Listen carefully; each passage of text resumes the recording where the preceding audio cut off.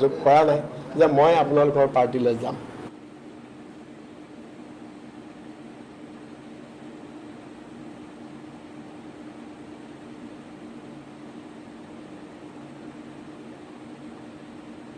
প্ৰথম কথাটো হৈছে যদি তেনেকুৱা থাকে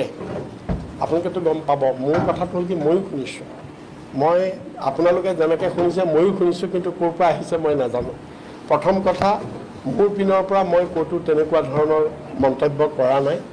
ক'তো মই তেনেকুৱা ধৰণৰ চিন্তা চৰ্চা কৰা নাই, আৰু মোলৈও কংগ্ৰেছ পাৰ্টিৰ পৰা কোনো ধৰণৰ মোলৈও প্ৰস্তাৱ অহা নাই। আজিৰ তাৰিখলৈকে মোকো কোনেও এতিয়া বতাহত ওলাইছে, কোনোবাইতো যোগাযোগ কৰিব লাগিব। কংগ্ৰেছ পাৰ্টিৰ পৰা মোক কোনেও যোগাযোগ কৰা নাই যে আপুনি আমাৰ পাৰ্টিলৈ আহক, আৰু মোৰ পিনৰ পৰাও মই তেওঁলোকৰ লগত কোনো যোগাযোগ কৰা নাই যে মই আপোনালোকৰ পাৰ্টিলৈ যাম। গতিকে এতিয়া এইটো এটা কিহৰ ধাৰণাত কোনে কি ভিত্তিত ওলাইছে মই নাজানো। আজি অলপ দিনৰ পৰা ময়ো শুনি আছোঁ এই কথাটো, মোকো বহুতে সুধি থাকে, ব্যক্তিগতভাৱেও সোধে, কিন্তু আজিৰ তাৰিখলৈকে আমাৰ তেনেকুৱা কোনো আজিও মই আমাৰ আপাৰ আছাম জোনৰ এই ইয়াতে বহি আছে 5জন ডিষ্ট্ৰিক্ট প্ৰেচিডেণ্ট লৈ আমি আলোচনা কৰি আছোঁ পঞ্চায়ত ইলেকশ্যনৰ ওপৰত পাৰ্টকে, মানে জোনেল ৱাইজ আমি আলোচনা কৰি আছোঁ। আজিও আমি সেইটোৱে আমি পাৰ্টিক আমি কালি আপোনালোকে দেখিছে যে আমি পাৰ্টিৰ এটা ডেলিগেশ্যন লৈ আমি অবিনাশ চৰকাৰৰ ঘৰত গৈছোঁ। আজি কেইদিনমানৰ আগত আপোনালোকে দেখিছে যে আমাৰ গোটেই ষ্টেট কমিটি মাতি আমি এটা আন্দোলন কৰিছোঁ যে মূল্য বৃদ্ধি, মোবাইলৰ ৰিচাৰ্জ বৃদ্ধি, এইবিলাকৰ প্ৰতিবাদত, বিদ্যুৎ মাচুল বৃদ্ধি, গতিকে নেটৰ হেৰিয়াত আৰু নেট আৰু নিট এই দুটাৰ ওপৰতো আমি এটা ছেপাৰেটলি প্ৰতিবাদ কৰিছোঁ। গতিকে আমি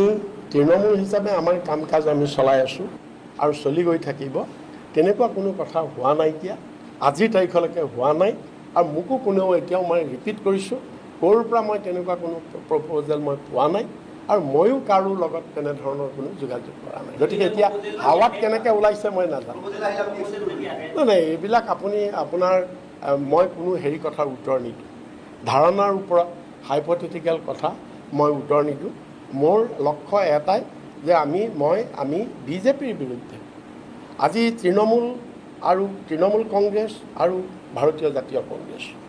আমি আজিৰ তাৰিখত আমি লাইক মাইণ্ডেড পাৰ্টি। অসমত কিবা কাৰণত আমাৰ এলায়েন্সটো নাই হোৱা লোকসভাত বেলেগ কথা, কিন্তু সৰ্বভাৰতীয় পৰ্যায়ত আমাৰ সাংঘাতিক এলায়েন্স হৈছে, আৰু আমি একেখন নাৱৰ যাত্ৰী, আৰু একেলগে আমি যুঁজ কৰি গৈ আছোঁ ৰাষ্ট্ৰীয় পৰ্যায়ত যে বিজেপিৰ বিৰুদ্ধে। একেলগে আমি এই যুঁজ কৰি গৈছোঁ সাম্প্ৰদায়িক শক্তিৰ বিৰুদ্ধে, আৰু অসমতো আমি এই যুঁজ কৰি গৈছোঁ আৰু যুঁজ কৰি যাম।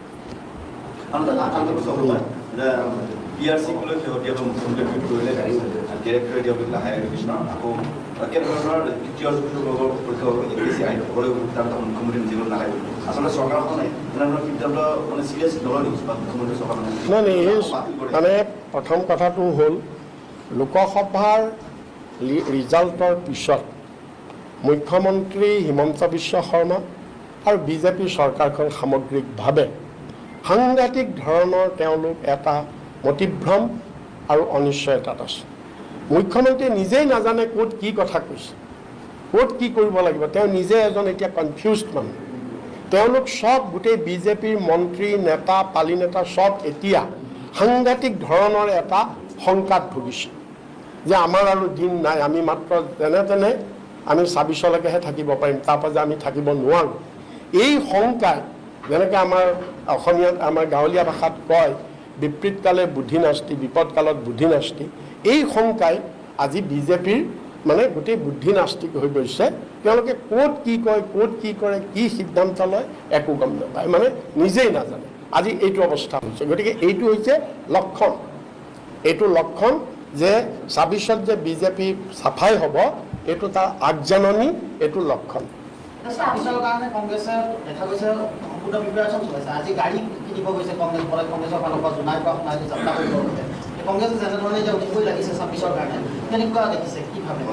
এইটো লাগিবই,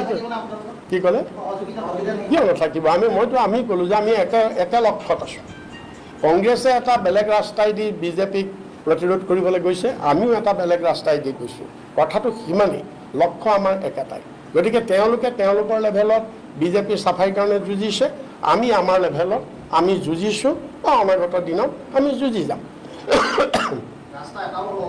কি ক'লে নাই ৰাস্তা মানে ৰাস্তাৰ অৰ্থটো এইটো যিটো পদ্ধতিটো যিটো এটা পলিটিকেল এৰিয়াত যুঁজখন নিয়াৰটো কেইবাটাও ষ্ট্ৰেটেজি থাকিবতো বহুত ধৰণৰ ষ্ট্ৰেটেজি সেই ষ্ট্ৰেটেজিটো বেলেগ বেলেগ কিন্তু লক্ষ্য একেটা এতিয়া যিহেতু চৰ্চা ওলাই আছে যে আপোনাৰ কংগ্ৰেছত যোগদান এই ধৰণৰ বা বিজেপিৰ বহু বৰ্তমানৰ বিধানসভা সাংসদৰো যোগদানৰ চৰ্চা হৈ আছে গতিকে কোন পৰ্যায়ত আপুনি যদি কয় যে আপুনি আপোনাৰ ফালৰ পৰা না মই বাকীবিলাকৰ কথা মই নাজানো কোন বিজেপি কোন কংগ্ৰেছ কোন ক'ত কি ওলাই আছে সেইবিলাক মই নাজানো মই I am not concern to that মই কনচাৰ্ণ অকল মোৰ নিজক লৈ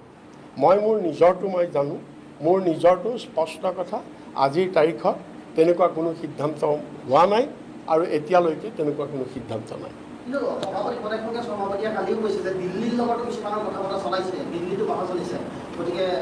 দিল্লীৰ লগতো কোনোবাই কথা পাতিছে নেকি আপুনি মই নাজানো সেইটো কথা মই নাজানো না মই নাজানো সেইটো কথা মোৰ এটা কথা ঠিক মই কংগ্ৰেছত ইমান বছৰ আছিলোঁ কংগ্ৰেছৰ মোৰ বহুত শুভাকাংক্ষী বন্ধু বান্ধৱ বহুত আছে এতিয়া সেইবিলাকৰ লগত মোৰ বিভিন্ন সময়ত কথা বতৰা এতিয়াও হৈ থাকে যদিও আমি বেলেগ পাৰ্টিত আছোঁ বেলেগ পাৰ্টিত থাকিলেও তেওঁলোকৰ লগত আমাৰ খোৱা বোৱা সুখৰ দুখৰ বিভিন্ন ধৰণৰ কথা আমি পাতি থাকোঁ সেইটোতো কোনো ডাঙৰ কথা নহয়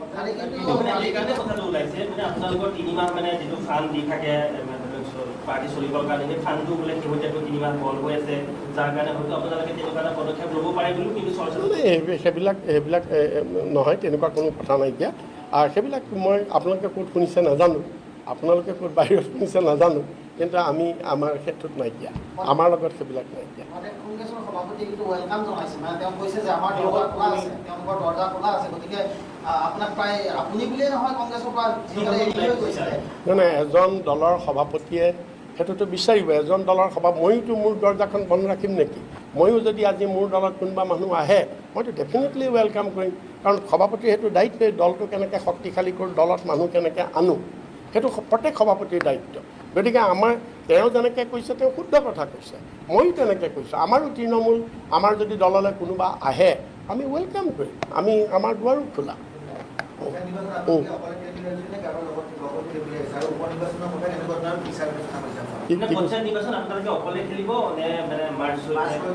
পঞ্চায়ত নিৰ্বাচনটো সাধাৰণতে চাওক পঞ্চায়ত নিৰ্বাচনটোত এতিয়ালৈকে একো সিদ্ধান্ত হোৱা নাই আলোচনা হ'লেহে সেইটো ক'ব পৰা যাব কিন্তু এইবাৰতো পঞ্চায়ত ইলেকশ্যন আপোনালোকে জানে মোটামুটি যিখন আইন কৰিছে আইন অনুযায়ীতো দলীয়ভাৱে খেলাৰ প্ৰশ্নই নাহে মাত্ৰ 2টা ছিটত জিলা পৰিষদ আৰু AP মেম্বাৰ এই দুটাহে আপোনাৰ দলীয় চিম্বলত হ'ব বাকী ৱাৰ্ড মেম্বাৰ 10টাকে ৱাৰ্ড মেম্বাৰ আৰু এইখিনিতো আপোনাৰ হেৰিয়াত হ'ব নিৰ্দলীয়ভাৱে আৰু এইটোৱেই মেজৰ ইলেকশ্যন গতিকে সেইকাৰণেই এইটো আমাৰ গোটেই আটাইকেইটা বিৰোধী দলৰ যি আমাৰ ইয়াত যিখন আমাৰ কমিটি আছে এই ইউনাইটেড অপজিশ্যন ফৰাম এই ইউনাইটেড অপজিশ্যন ফৰামত এইটো আলোচনা হ'ব আলোচনা মৰ্মে সিদ্ধান্ত হ'ব বাই ইলেকশ্যনত আমি তৃণমূলে এতিয়ালৈকে আমি একো সিদ্ধান্ত লোৱা নাই আমি বাই ইলেকশ্যন খেলিম নে নেখেলিম আমি একো সিদ্ধান্ত লোৱা নাই আমি ৱেইট কৰি আছোঁ আমি আলোচনা কৰিম ইউনাইটেড অপজিশ্যন ফৰাম আৰু বিশেষকৈ কংগ্ৰেছৰ লগত আমি আলোচনা কৰিম আৰু আমাৰ নেশ্যনেল লিডাৰশ্বিপে কি ইনষ্ট্ৰাকশ্যন দিয়ে তাৰ ওপৰতো ডিপেণ্ড কৰিব আমি সেইকেইটা কথাৰ ওপৰতহে আমি সিদ্ধান্ত ল'ব